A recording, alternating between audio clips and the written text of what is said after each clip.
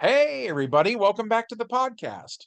You're listening to the longest running superhero role playing game on Earth. I'm your host, the Game Master, and today we're talking about a module for TSR's old Marvel Superheroes role playing game called the Breeder Bombs. But before we get into that, smash like, make sure you're subscribed, ring the bell, and leave us a comment. We've got a great community here, and it's all thanks to you guys. Thank you so much for being here. With all that said, let's dive in. Previously, on X-Men, the Fixer infiltrated the Xavier School and hacked the school's computer system. The Danger Room's safeties were disengaged, and the X-Men fought for their lives and won. Xavier questioned Fixer, and Fixer gave the professor a VCR tape someone left in his mailbox. In the tape, Wolverine can be seen killing Mentallo. Wolverine said he was innocent, so the X-Men hopped in the Blackbird to fly to New York to see if they could track down the site where the video was filmed and hopefully prove Wolverine's innocence. Which brings us to the main plot, which takes place at an abandoned factory in a seedy section of New York City. It is located at the corner of 8th and Hayes. Its doors and windows have been nailed and chained shut. The only things on the roof are a billboard sign that says Minsky's, a skylight, a water tower, dust, and soot. Wolverine follows the scent of Mentallo to the water tower, and they look inside, finding a robotic duplicate of Mentallo wearing the real Mentallo's costume, which is the source of the scent. Also in here is a Wolverine robot, which was used in the filming of that video that was on the tape that Fixer had on him. Wolverine tells Fixer, "I told you I didn't do it, bub." Fixer carefully inspects the robots, tinkering, bending, poking, finally declaring them to be first-rate pieces of work. Also, they're still in operating condition. The X-Men look down through the skylight and see the real Mentallo strapped to a complicated-looking machine that gives off a subsonic hum. Mentallo's head is covered by a helmet filled with pale red gas. So the X-Men enter the room and the machine's security system senses their arrival. A pair of small attack lasers swing out from hidden sockets in the wall. A force field cuts off the machine from the rest of the room, and those two robots in the water tower wake up and attack the X-Men. Wolverine takes on the Wolverine robot, while Colossus takes on the Mentallo robot, which fires a laser pistol at him. Omnius fires energy blasts at the lasers that popped out of the walls. Storm shoots at the force field with lightning, and Rogue breaks the machine holding Mentallo. Once Mentallo is awake, he and the Fixer turn on the X-Men. And since Omnius isn't allowed to attack living creatures, he instead takes on the role of the party healer. Storm hits Mentallo with lightning, and he is knocked out. Colossus punches Fixer, knocking him out. Nightcrawler picks up the laser pistol and wants to use it since he doesn't have much in the way of offensive attacks. But sadly, his big wide fingers don't fit through the trigger guard, so he leaves it behind. After the battle, Professor X contacts the group and asks them to gather up the destroyed robots and bring them back to the mansion. Nightcrawler asks if Fixer and Mentallo should be turned over to the authorities, but Professor X advises that they be kept at the mansion until the X-Men find out who made the mysterious VCR tape and what that factory was used for. After a little downtime, the X-Men are called back into the library where they gather around the VCR again. Professor X says, "We salvaged the robot's memory because there was something familiar in their style and programming. Their data confirmed my suspicion." Leaning forward, he presses play on the VCR. It shows the inside of the factory from the point of view of the Wolverine robot. Everyone recognizes the scene on the television as Minsky's factory. But beside the machine is a large console and an electronic map with four green spots showing on the grid in North America, South America, Asia, and Australia. Standing next to all of this is the X-Men's greatest enemy, Magneto. When questioned, Mentallo reveals that he was recruited by Magneto to help steal nuclear materials. Magneto built a mental booster to amplify Mentallo's power. Using the booster, Mentallo could create an illusion to conceal Magneto as he walked into high security areas and took whatever he wanted. When Magneto had what he needed, he turned Mentallo's booster machine into a prison where the X-Men found him. Mentallo also knows Magneto used the stolen material to build breeder bombs. They're not real bombs, but open air reactors designed to spew radiation into the upper atmosphere. By 1995 or the year 2000, the increase in radiation will greatly raise the number of mutants on Earth, but it will also kill millions of normal people.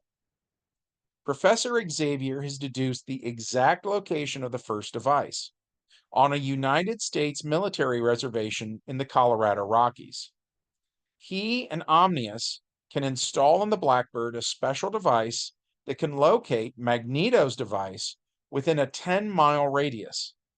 The X-Men must leave at dawn the next day, while Professor X stays at the mansion and figures out where the other devices are hidden.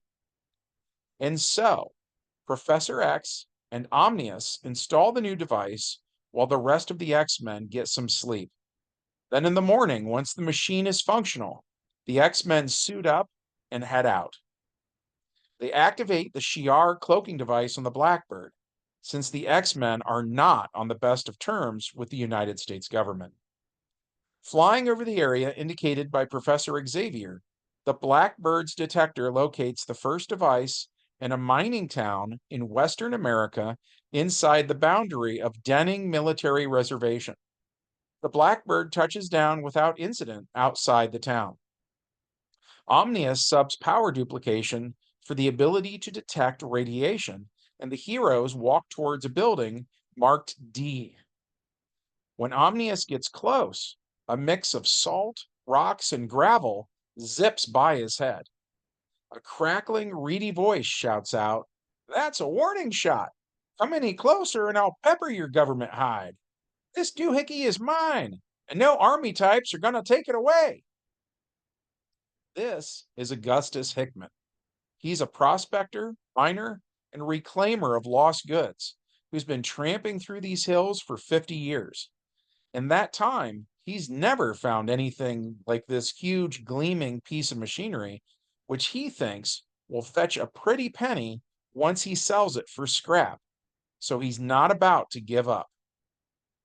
Omnius says he's immune to the gun, but immortals aren't allowed to knock out non-immortals. Wolverine says he's not afraid of getting shot, and Storm, who's in charge, says the last thing they need is an Augie kebab. Storm says she's not immune to guns. Nightcrawler says he could go in, grab the gun, and teleport out, but Storm thinks it's more dangerous than if she just sent either Colossus or Rogue. Colossus suggests that he might frighten Augie, while the Prospector and Rogue both speak the same dialect. Rogue is offended that Colossus unwittingly just referred to her as a hillbilly, and Omnius says Augie would undoubtedly react better to a pretty girl than a huge chrome Russian. Colossus gives him a questioning look, and Omnius says, "No offense." Rogue gives Omnius a complicated look. On the one hand, he's always trying to get on her good side, and part of her is kind of tired of it. But the fact that he can't go 2 sentences without telling her how beautiful she is kind of endearing, too.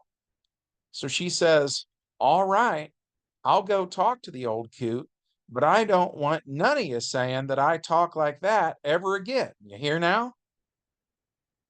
Nightcrawler makes a salute gesture, and Wolverine sarcastically says, "Good job, Kurt," for making a military gesture in the middle of trying to convince this guy that they are not military. So Kurt grits his teeth and cringes, realizing that wasn't the best move. Meanwhile, Rogue slinks over to Building D, and Augie takes another warning shot before it even registers that she is an attractive young woman. Rogue smiles and tells Augie that she's a mutant and that his shotgun can't hurt her. He says he's heard of mutants and thinks it's hogwash.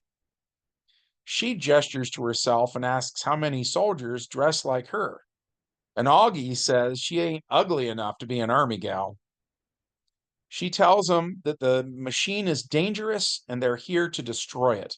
But Augie won't comply. Rogue's diplomacy fails. So she grabs his gun, and Augie is no match for her super strength. She calls to the others, and the rest of the X-Men enter Building D. It used to be a barracks, but the inside was ripped out to make room for the huge 2-story tall machine that almost fills the building. Enough room was left between the machine and the walls to walk around the machine, and ladders lead up to the higher controls. The deactivation controls are in plain sight, but are protected by a series of mechanical locks. So Shadowcat phases through it and the machinery is destroyed. Just then, a huge humanoid shadow falls across the area. The Sentinels have arrived. Denon Military Reservation is used for weapons testing, and the weapons being tested right now are the new versions of Project Wideawake's Mark V Sentinels. Each one is specially designed and equipped to defeat the X-Men. They were on a routine shakedown patrol when their sensors detected mutants, and their mission now is to capture the X-Men.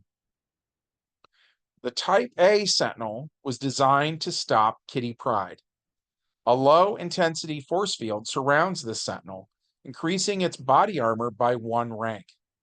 In addition, it has a wave modulator unit mounted in its right palm.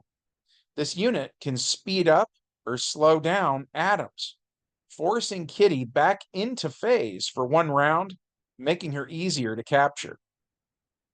The Type C Sentinel was designed to stop Colossus. The robot's right arm has been replaced with a large fluid cannon that fires a fast-setting adhesive. This unearthly gluey mixture is designed to trap the huge mutant, but after 10 minutes, its strength drops 1 rank per minute. The Type N Sentinel was designed to stop Nightcrawler.